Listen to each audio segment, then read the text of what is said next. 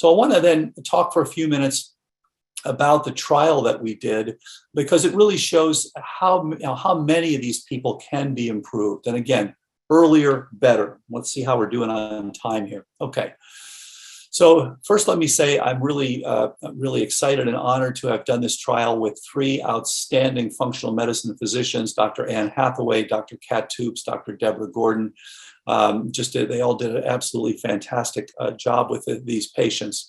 So this is the first trial in which, instead of predetermining, in all these other trials, you say ahead of time, we're going to use this drug, or we're going to use this instrument, or we're going to do exercise, or whatever you're going to do, you predetermine what's going to be done for the patients. That actually makes no sense. We want to determine what to be done for the patients by determining what's causing their decline. And this trial was registered on clinicaltrials.gov, as all trials are. Interestingly, we tried to do a trial like this in 2011. We were turned down by 2 different IRBs. We tried to do it again in 2018. We were turned down again. The idea was, you're trying to do something that is a protocol instead of just a single drug or a single entity. And our argument was, well, yeah, this is not a single entity disease. You have to go after this with multiple different things. It was the 5th IRB that finally approved this in 2019. We completed it in December of 2020 and posted on medRxiv last May. And by the way, it's just been accepted for publication in a peer-reviewed journal. So small proof of concept trial with 25 patients. And these patients were beyond SCI. So these are people who had MoCA scores of 19 above, but all had to have MCI or early Alzheimer's disease. And we had some of them actually who went from MoCA scores of 19 all the way to 30 in the trial. So we were very excited about that.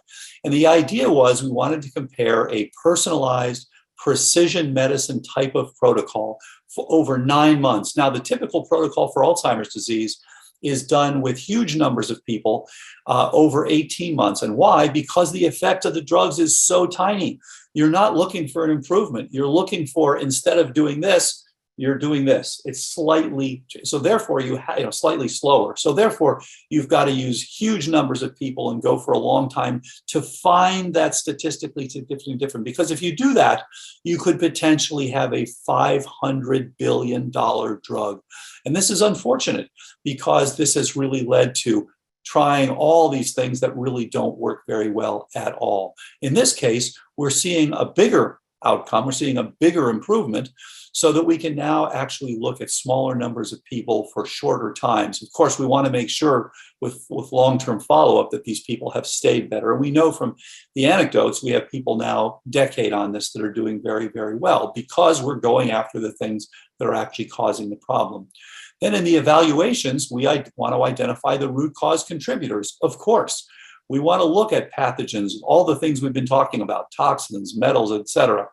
We want to look at their genetics. We want to look at their nutrients, hormones, et cetera. We want to look at their immune status.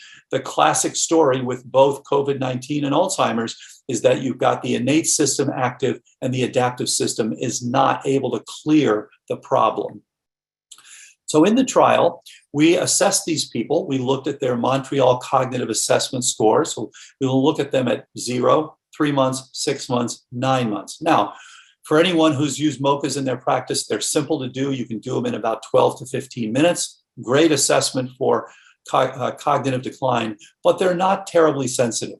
The people who developed the MoCA developed it for looking at MCI. They weren't particularly interested in SCI at the time or people at risk. They were really focused on MCI. So therefore, we wanted to add a second test that was more sensitive to the MoCA so we can get a larger dynamic range here. And for that we use CNS vital signs. It's a harder test. It's an online cognitive assessment. It looks at multiple different parameters from your executive function to your verbal memory to spatial memory and on and on. So they looked at 0, 3, 6, and 9 months there.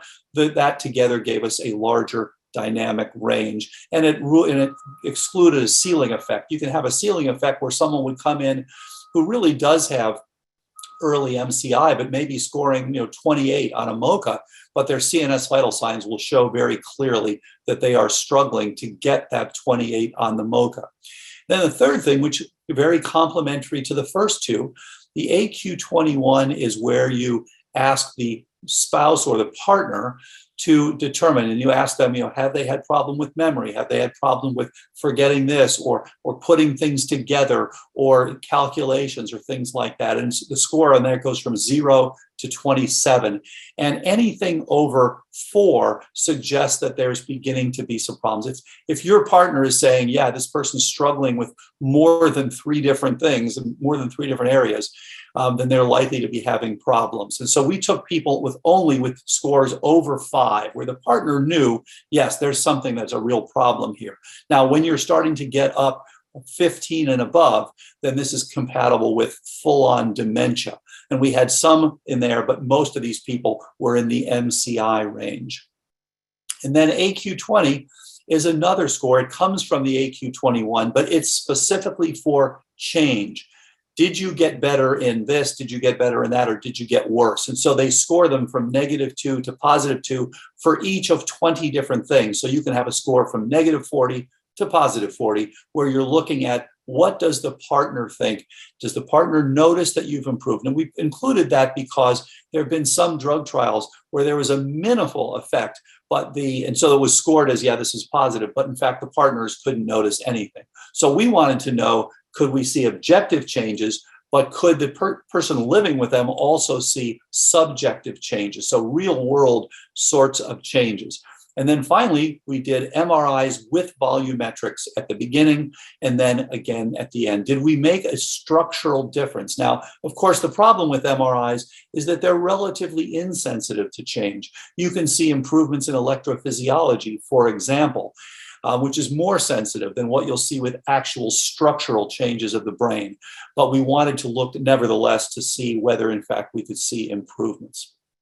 Now, the goals in these people, then, we want to address the things that we talked about earlier. So we want to address their energetics. We want to get them into ketosis. If you happen to use a finger stick, we want to get them into 1 to 4 millimolar beta hydroxybutyrate. Doesn't have to be way up. If you're treating infantile seizures, people are getting it up 7, 8, very high. We need to get them at least into 1 to 4 millimolar beta hydroxybutyrate. If you like to use ACEs from a breathalyzer, we want to get you up above 7 and preferably even above 10.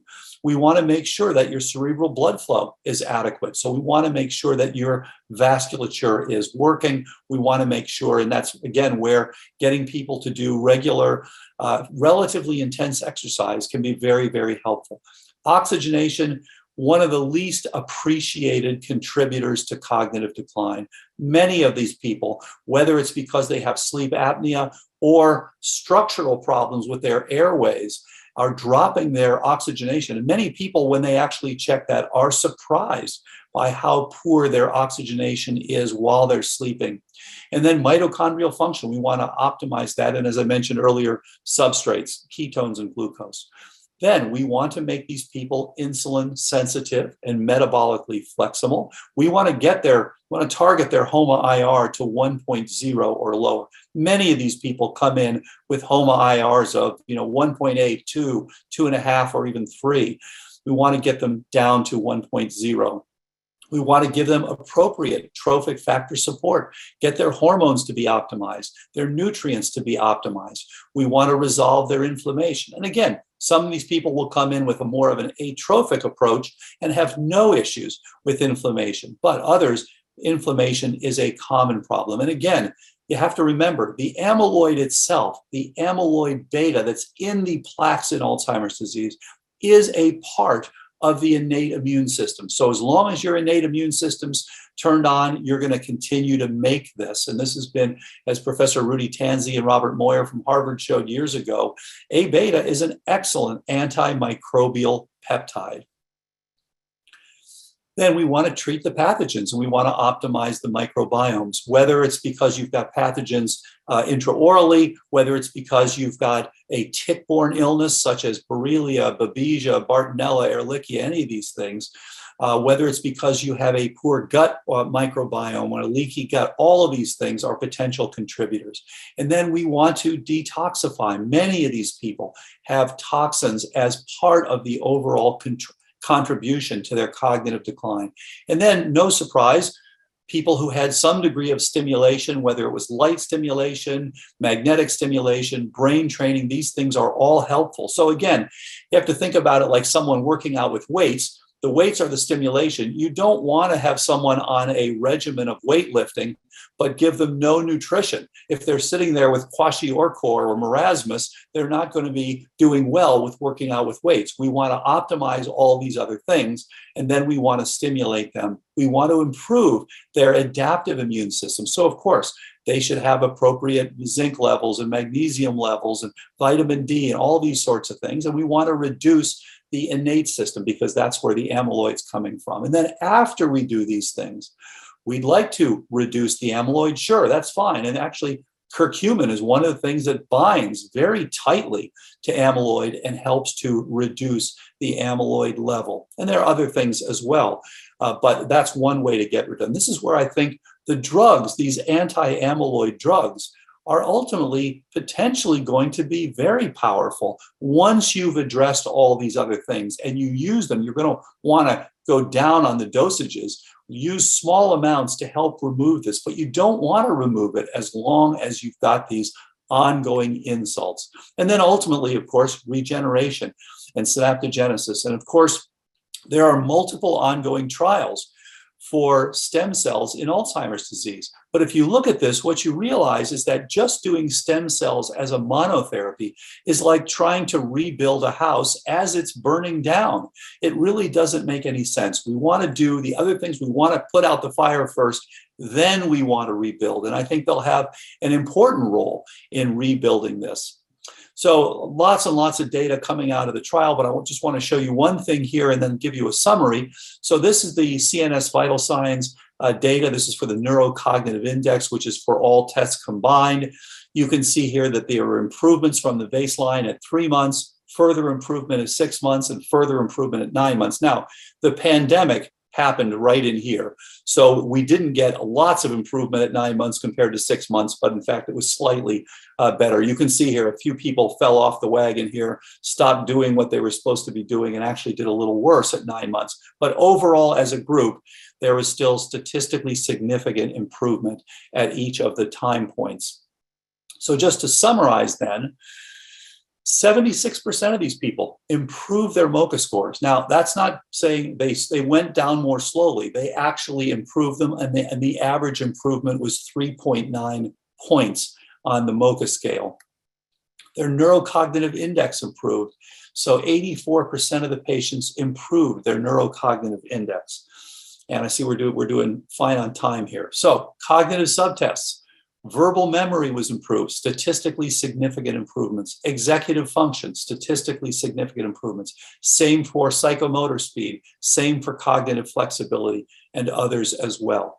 Their AQ20s also improved. And so, in fact, their partners noticed that they had actually improved. Their brain HQ scores improved in all the patients. So their brain training. And perhaps most importantly, interestingly, if you look at the gray matter, so total gray matter in patients who have MCI or Alzheimer's, it goes down at about 2.5% to 4% per year. If you take someone who has no symptoms, just normal aging, it goes down at about 1.5% per year. So you still lose a little bit of gray matter each year as you're aging, even if you have no symptoms. These people actually, despite the fact that they had Alzheimer's or MCI, actually increased their gray matter volume over the 9 months. And we were quite excited to see this. This was done by Dr. Cyrus Raji, who's a neuroradiologist at WashU in St. Louis. And then finally, their hippocampal volume did decline slightly during this time, but interestingly, less decline than even normal controls and far less decline than someone who had Alzheimer's or MCI. So for all these different parameters, these people did quite well. And we're following them to see, follow-ups, we'll see how they do over a long period. But again, we know from the anecdotes that these people will stay. If they do the right thing, if they stay on the protocol, they will do very, very well. So the takeaways from all this, number one, cognitive decline is reversible for most patients with MCI or early dementia. And I should say that this sort of approach is much more like learning a surgical procedure than it is like writing a prescription. There are people who are really good at it, the people who are not so good at it. It takes a while to get good at it. We have training for anyone who's interested in learning about this, but you have to do different things to get people to get the best outcomes. And again, Dr. Hathaway, Dr. Toups, and Dr. Gordon did a spectacular job with getting these people on the right approach, and the health coaches, incredibly helpful. The nutritionists, very helpful. The physical trainers, very helpful. So for those whose cognition declines, we should look for contributors. They may be obvious. So the few people who didn't do well, it was fairly obvious what went wrong. And so, for example, we had one woman that was seen by Dr. Hathaway, turned out to have a lot of mold and mycotoxins in her home.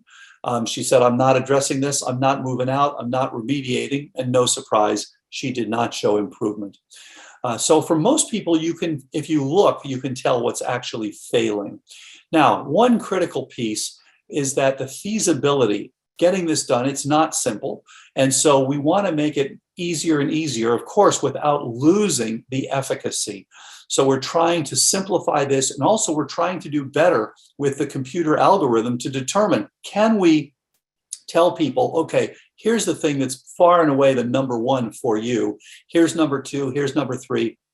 Maybe just address a few of these and not do the whole thing. Of course, when we started out way back in 2012, we knew this was 100% terminal illness. So we were just going to do anything possible. And when people started to get better, we thought, wow, finally, okay, so we're getting over the hump here. I do think going forward, we may be able now to start telling people, here is your rate limiting step, and you only need to do a few things. We just don't know yet. So this provided strong support for a larger randomized controlled trial, and we're very excited to be doing this. The same 3 physicians plus 3 additional physicians, Dr. Nate Bergman, Dr. Craig Tanio, Dr. Christine Burke. So this will be at 6 different sites. And we're just in the late stages of designing this. We'll be starting in the next few months. And then could we use a similar approach here, modifying it for the pathophysiology of each of the major neurodegenerative diseases? I hope that's the case. They are driven by different things. Parkinson's is more of a complex one of the mitochondria, typically a toxin-related illness, sometimes infection-related illness. So it's a different sort of neural subsystem and a different Achilles heel than Alzheimer's. One is about neuroplasticity. The other one is about motor modulation. Each of these things have their drivers. And so macular degeneration, another example. So we actually have the first few patients on what we call the ARC project. This is just as the ARC was 2 by 2 by 2. We're looking for each of these people a deep dive into what's causing their problem. We have the first few people with macular degeneration that are in treatment right now.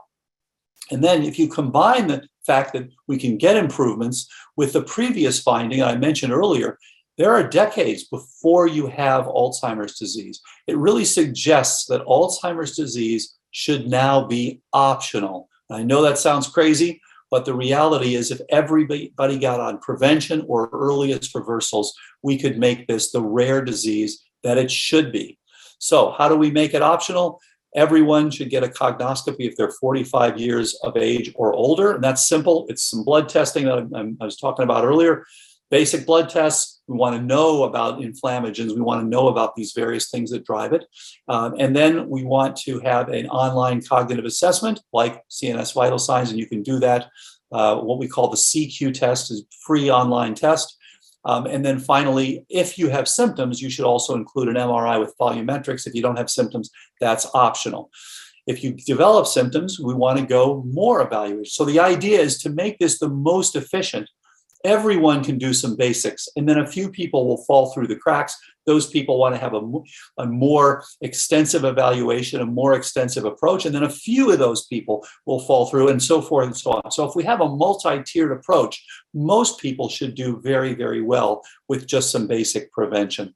We want to increase our sensitivity of cognitive assessment. The typical tools that have been used, things like MoCA and MMSE, these are picking up problems very, very late in the course. So we want to pick up problems much earlier. And as I mentioned, a multi-tiered system so that we can be more efficient. And then we want to use computer-based algorithms enhanced by AI. We recently looked at people who were just out there practicing this. And we do see improvements, not as great as we saw in the trial, because these were physicians who were more experienced. But we want to now look at who did the best, who did the least, and can we pick up reasons for that. The usual reasons are compliance, and identifying the critical drivers, and then severe toxicity starting late in the process. Those are the big ones. So the bottom line here is, just as for leprosy and polio, Alzheimer's is becoming a former scourge, and it shall become something that we don't worry about. My generation, this is the biggest concern as we age, is losing our minds. Our daughter's generation, they're now in their 30s, there's going to be the first generation not to fear Alzheimer's disease. So I think this is a very exciting time. We're making changes and seeing how we can get more and more people to prevent or reverse cognitive decline.